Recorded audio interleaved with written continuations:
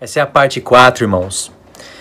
Então, vou explicar o texto para vocês. Demora um pouquinho, mas vale a pena, né?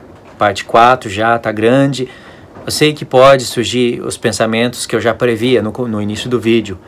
Eu já sei, Luiz, isso daí dá para ir para Efésios 2, eu já conheço as duas casas de Israel e tal. Mas a bem-aventurança não vem só do saber, vem do praticar. Lembra que Jesus fez o que fez, lavou os pés dos discípulos, enxugou com a sua própria veste o que estava vestido e falou: agora que vocês sabem disso, bem-aventurados vocês serão se fizerem. Então a bem-aventurança não se cumpre só no saber, na prática do saber. Se você não souber como convém saber, você pratica errado. Mas se você praticar aquilo que você soube, aquilo que te chegou ao entendimento, você praticar, se cumpre a bem-aventurança. Entende, irmãos? Então não é essa é a reação. A reação é pegar isso e mudar a maneira de explicar.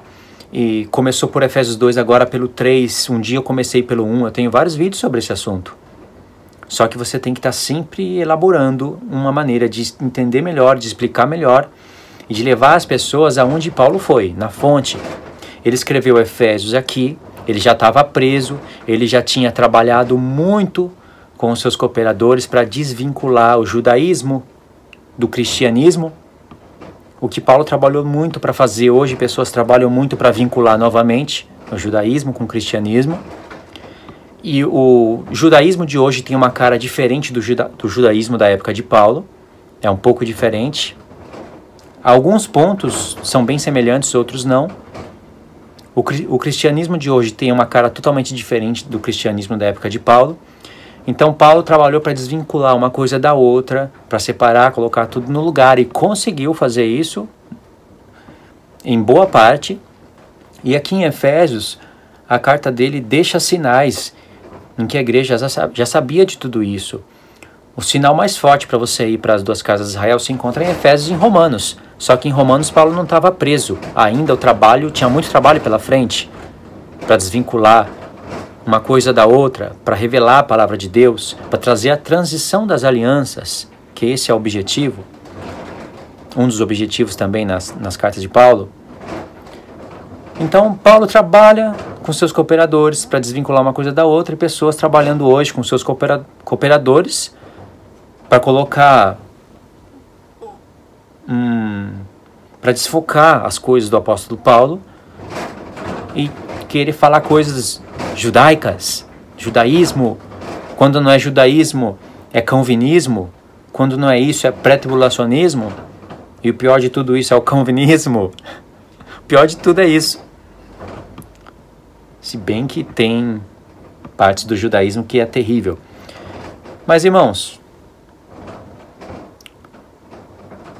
o que Paulo está falando aqui é muito mais do que a gente pensa do que ele tá falando.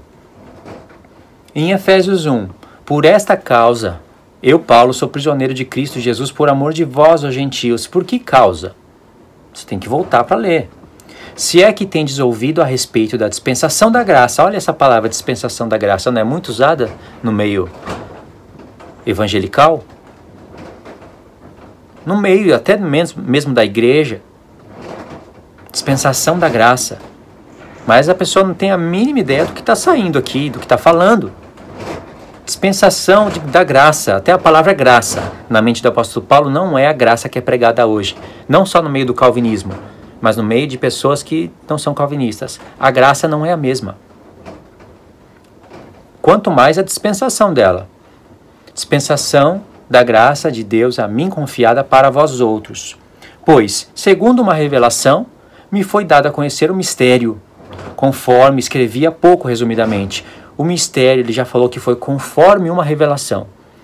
E que foi conforme, duas vezes a mesma palavra, conforme, segundo, o que ele escreveu antes, no capítulo 2. Então não foi uma revelação de ser arrebatado ao terceiro céu, ou uma mensagem da aparição de Cristo. Foi algo que está na Escritura. Por isso que ele fala, se é que tendes ouvido, não é o ouvir de ouvir, é o ouvir de entender, se é que vocês entenderam. Tudo que ele falou no Efésios 2, teve uma introdução no capítulo 1, Mas o ponto mesmo está em Efésios 2. Se é que tendes ouvido. Verso 3. Por segundo uma revelação me foi dado a conhecer o mistério, conforme escrevi há pouco, resumidamente. Pelo que quando ledes, podeis compreender o meu discernimento do mistério de Cristo. Paulo está falando, escrevi há pouco, de maneira resumida, deixei links, sinais, se é que vocês entenderam, né? Porque eu escrevi resumidamente, mas escrevi.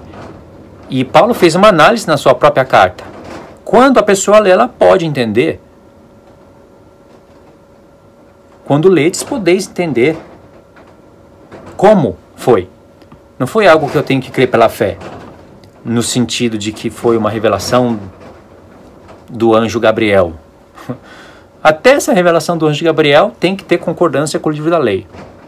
Foi algo que Paulo escreveu e a gente pode confirmar. Podeis compreender. Vocês podem compreender, pode confirmar que o que eu estou falando aqui é verdadeiro. Aí ele vai explicar que tudo essa coisa que a gente pode confirmar, que ele escreveu há pouco tempo, ele escreveu resumidamente, a gente pode confirmar. Quando a gente lê, pode entender. Ele vai explicar no verso 5 em diante mais coisas.